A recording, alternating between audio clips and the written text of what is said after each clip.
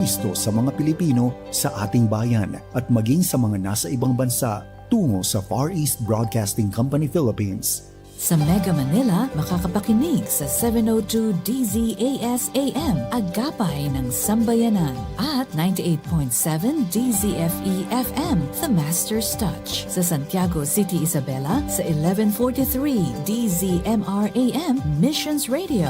Legazpi City, Albay, CARE 104.3 DWAY-FM. Sa Quezon, Palawan, 106.3 DZRK-FM, Radio Kapitbisig. Sa Tacloban City, 97.5 DYFE-FM, unang tugon ng pamayanan. Bacolod City, 1233 DYVS-AM, the sweet voice of salvation. Up 987 DYFR-FM, life-changing. Sa Cagayan de Oro City, 103.3 the new JDXJL-FM, your positive choice. Zamboanga City, 1116 DXAS-AM, your community radio. Cotabato City, 106.9 DXGR-FM, Radio Gandingan. Sa Coronadal City, 1062 DXKI-AM, your friendly voice. Davao City, 1197 DXFE-AM, the Good News Radio.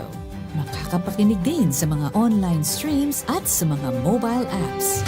Ito ang mga himpilan ng Far East Broadcasting Company Philippines sa ika-78 taong pagsasahing papawid. Naghahatid ng mensahe ng kapayapaan ni Kristo hanggang marinig ng lahat.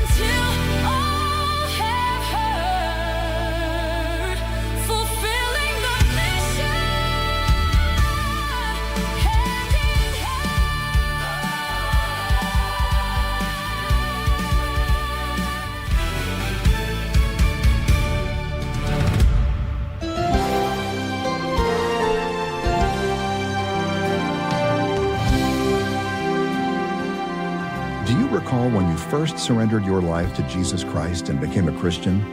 Perhaps like many, you were filled with fire and passion, ready to take on the world with your newfound faith.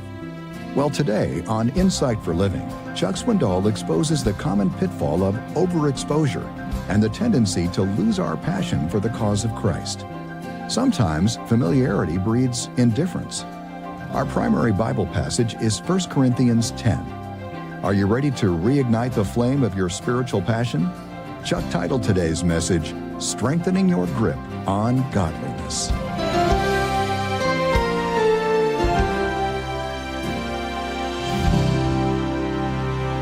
Curiosity is the sign of a healthy mind. It's the built-in teacher that instantly challenges the status quo. Curiosity is essential to progress. In fact, curiosity is as much a part of human nature as the elbow is a part of the arm. And yet, what a deceitful role curiosity can play. Remove the safety belt of biblical restraint, and curiosity sends our vehicle of learning on a collision course for disaster. Our enemy knows that, and he counts on it. He knows how much we believe the old line, I need to satisfy my curiosity. Oh, he's a master at setting a trap that makes our curiosity sit up and get sucked in. Remember, he's been setting traps a lot longer than you and I have been dodging them.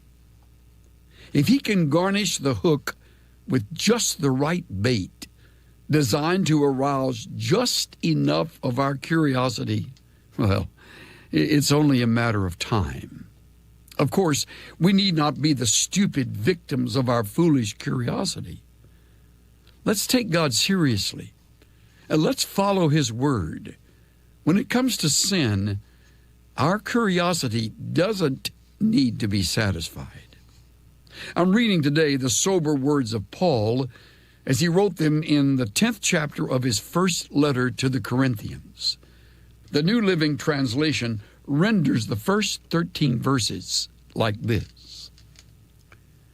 I don't want you to forget, dear brothers and sisters, about our ancestors in the wilderness long ago. All of them were guided by a cloud that moved ahead of them, and all of them walked through the sea on dry ground. In the cloud and in the sea, all of them were baptized as followers of Moses.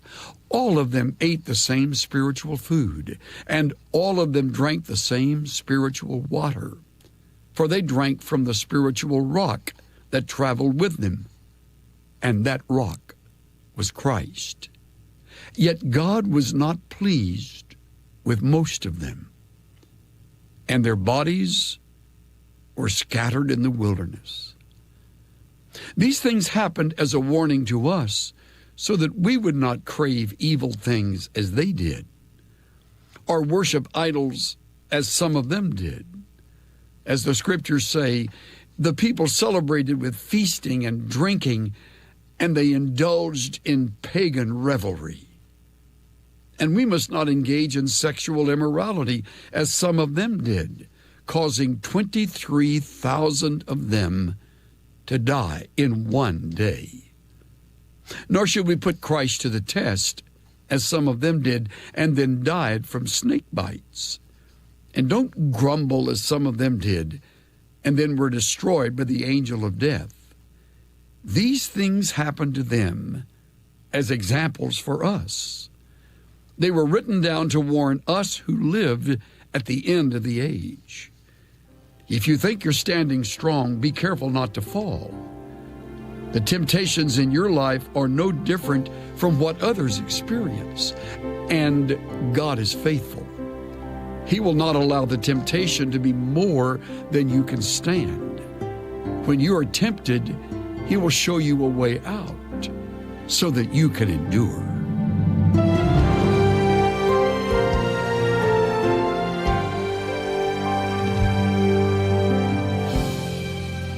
You're listening to Insight for Living. To dig deeper into today's topic, be sure to purchase a copy of our Searching the Scriptures Bible Study Workbook by going to insight.org/offer. Chuck titled today's message, Strengthening Your Grip on Godliness. In your bulletin, you will find a guideline for the message on rebellion. I would wish that you would take it out of your bulletin and put it in the back of your Bible for next Sunday, because within the past 36 hours, God has changed my plans for this message. The one that I had planned to bring will be delivered next Sunday, I hope, and the one that he has planned to be heard will be delivered today. This does not happen to me very much. When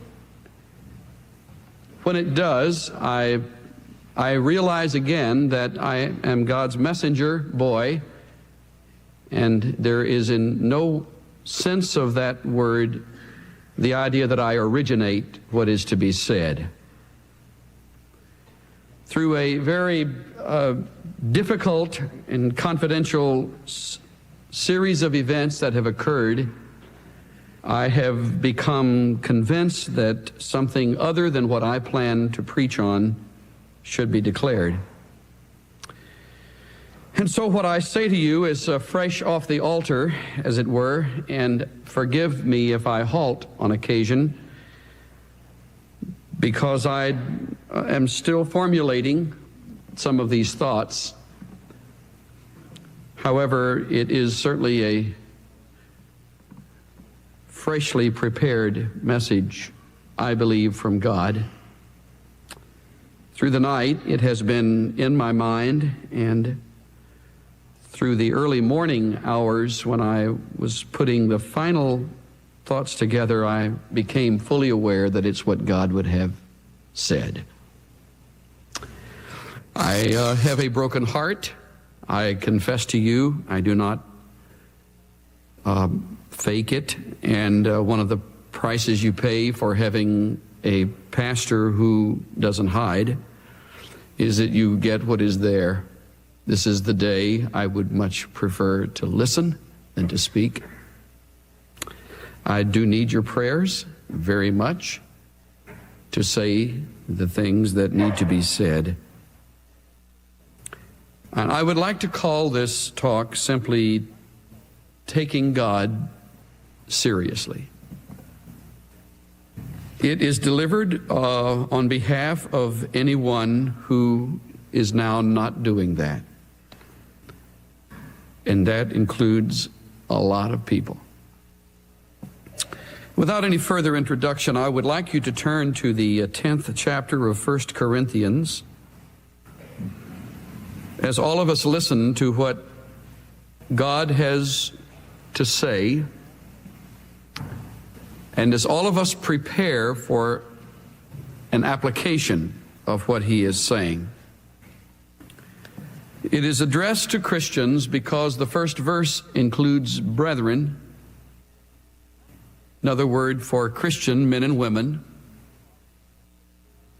And it is something that God does not want us ignorant of, because the first phrase is, I would not, or I do not want you to be unaware. So this is something that is not to be hidden, but it is to be known, and it is for Christians. If you hear this and you are without Christ, please understand what we're talking about is family truth for the 90% or so who hear these words who are in God's family. Because the chapter begins with the word for, it's obviously a continuation of a thought. Another word would be because. And if you begin reading at a sentence that starts with because, you know that you need to go back to see what the thought is. I will save us an enormous amount of time by saying the thought of chapter 9, where this 10th chapter is linked, the thought is self-control. And the upshot of it, or the climax of the 9th chapter, is toward the end of it. If you'll turn back to verse 24, you'll see that the writer is drawing upon the field of athletics as he draws an analogy to the Christian arena. He says in 24, verse 24 of chapter 9, do you not know that those who run in a race all run, but only one receives the prize? When you line up at the starting point and you begin to run, there are many of you, sometime 8, sometime 12, sometime 20, nowadays sometime thousands, but only one wins the race. Then the analogy, you run in such a way that you may win, not just jog, not just move your legs, not just get across the end, but win. The implied statement is, don't give up. Now, to win a race, as to be involved in any athletic contest for the purpose of winning, you need to be in shape, and that requires self-control. Verse 25, everyone who competes in the games exercises self-control in all things, in diet, in muscle tone, in quickness, in an alert mind, in the rules.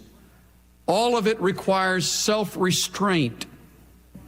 All of it demands that you get hold of yourself and you prepare for whatever the competition may be. In this case, the Christian life. You don't run haphazardly. You run so as to win. That's the thought. Now they do it, meaning those that are in the games, they do it for a perishable wreath, little ivy wreath that is placed on the crown of the head. They become famous in their country, but it's all perishable. It all will burn up in eternity. But you do it for an imperishable reward. Now, 26. Therefore, I run, says Paul, in such a way as not without aim. I box in such a way as not beating the air. I see my opponent and I go for it. It isn't an afterthought. It isn't an haphazard task, this winning. It is something that calls for self-control, for determination. I buffet my body and make it my slave, lest possibly after I have preached to others, I myself should be disqualified. Now, Paul isn't in a game on the Isthmus of Greece. He isn't running in the Olympics. He isn't fighting welterweight. He's in the Christian life, and he says, I get hold of my body, implied, my bodily drives, my greed, my lust, my ambition. I buffet, I beat myself black and blue beneath the eyes, is the word picture. I apply maximum self-control, lest after doing all this God talk, I'm a washout. Now he says, I don't want you to be unaware, in light of this need for self-control, of the illustration that lives in history, namely the people who lived under Moses' leadership at the time of the Exodus. That's chapter 10.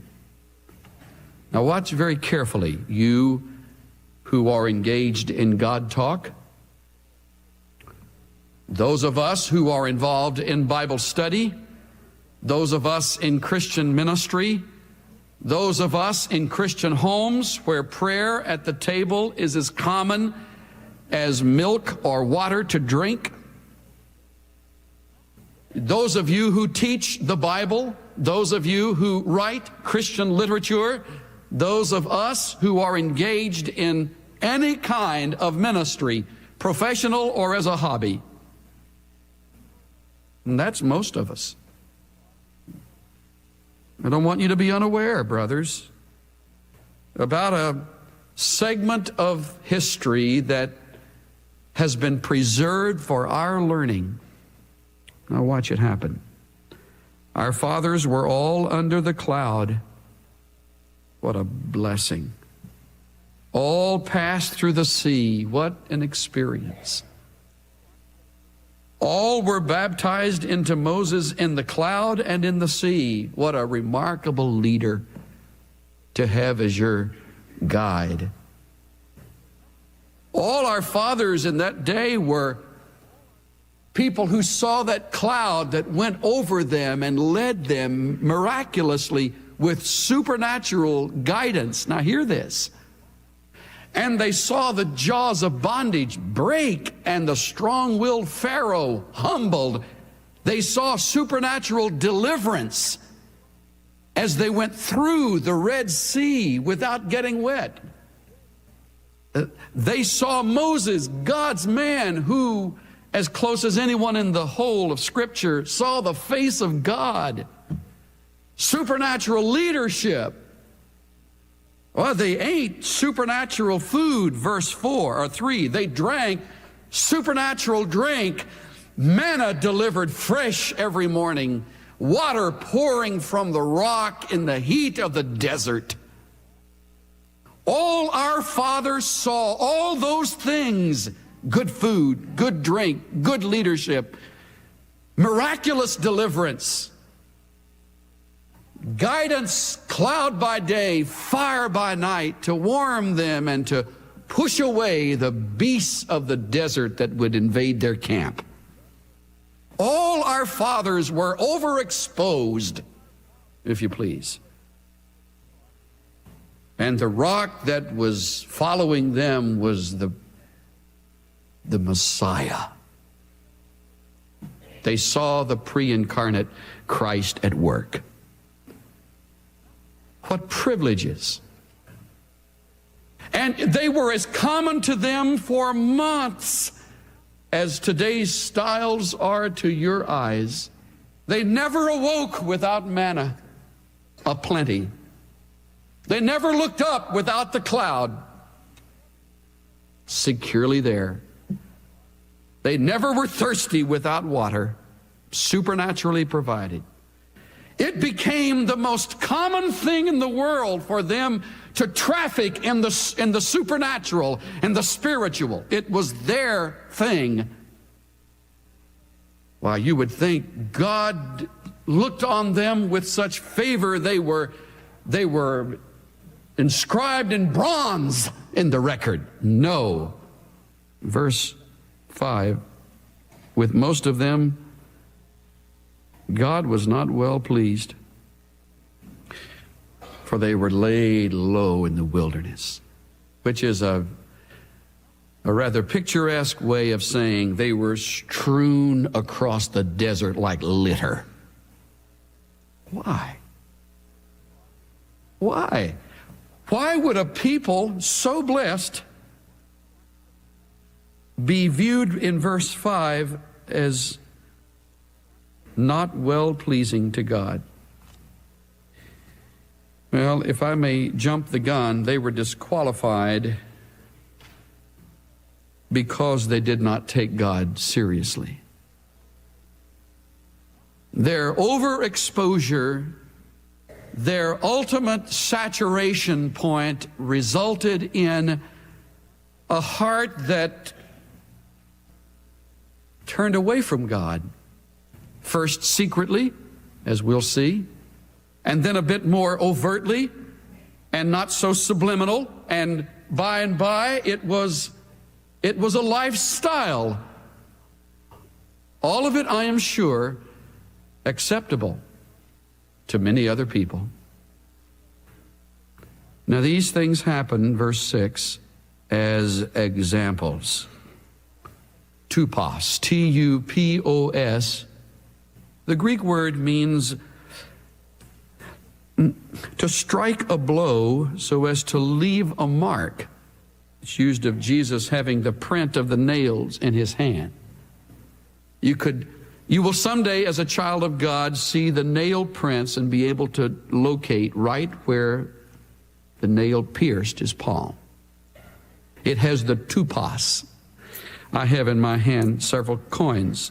They all bear an imprint. I have a dime that bears the tupos of Franklin Delano Roosevelt, a nickel that bears the tupos of Thomas Jefferson. There is a die that was stamped on the metal so that it bears the impression. Now, this has been stamped in the record so that the Old Testament bears the stamp, the truth of what occurred, but not just to be read. Look at verse 11.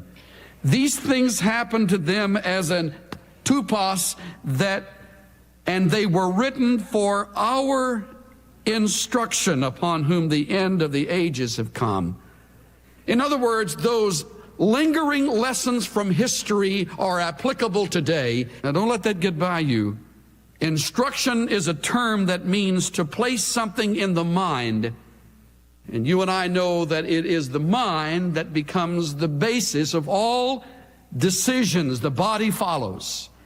As one thinks in his mind or heart, so is he, so is the lifestyle that follows. Now, those things were stamped on the record that we might lift the lessons from there and put them in our mind today. It's as clear as I know how to say it. God was not pleased with most of them, even though they witnessed God in the highest form of visibility. You pause and say that having the privilege of good teaching and a Bible in your and my tongue and a choice of churches or classes or support groups or schools guarantees nothing in a lifestyle. As a matter of fact, now hear me well, this is what I want to say carefully. it heightens the peril of it all. The grossest kind of model is the model of hypocrisy. And unless God intervenes and catches a life on the way down so that that life applies self-control to get back on target, we simply, in this oversaturated context, begin to replace life with words and God talk. And before we know it, we can discuss theology in the day and live like the devil at night. We can run circles around the young Christian in the text of Scripture and on the side be pulling off a lifestyle that is altogether the opposite of what that teaching is all about. It is happening continually in this generation. And it is happening in some of your lives. Or God would never have turned my mind in this direction today. You have the cloud, the fire, the water, the deliverance, the leadership, the food, the whole thing in whatever flavor you wish. And in the oversaturation and the overexposure, strangely, the heart tends toward darkness. It begins with an attitude.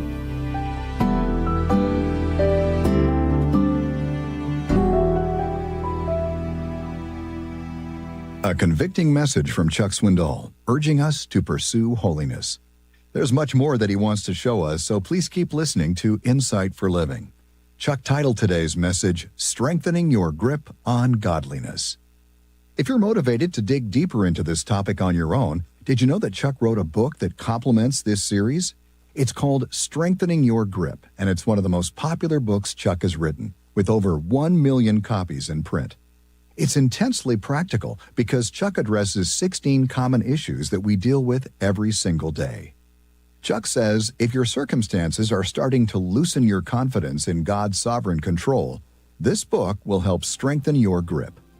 To purchase Strengthening Your Grip, call 800-772-8888 or go to insight.org/offer.